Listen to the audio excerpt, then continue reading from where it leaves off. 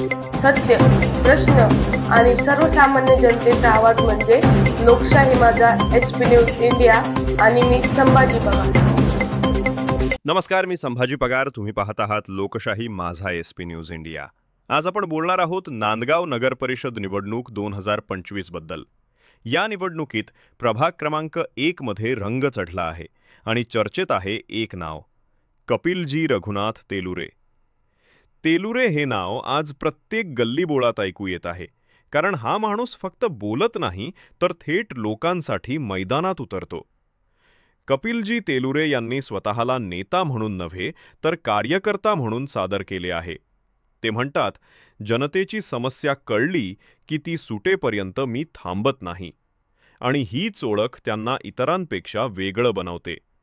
नांदगावमधील लोक त्यांच्या साधेपणावर, त्यांच्या जिव्हाळ्यावर आणि त्यांच्या कामावर खुश आहेत. त्यांचा संवाद थेट लोकांशी असतो. कुठलेही स्टेज नाही, कुठलीही दिखाऊ घोषणा नाही, फक्त काम आणि सेवा. तेलुरे यांनी प्रभागातील मूलभूत समस्या ओळखल्या.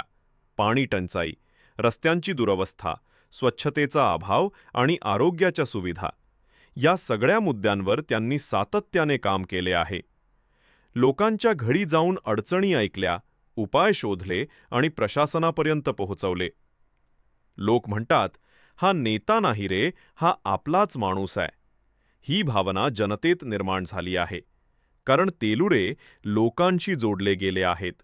ते म्हणतात, मी पदासाठी नाही, जनतेच्या बदलासाठी लढतोय. ही वाक्य आज प्रत्येकाच्या ओठांवर आहेत.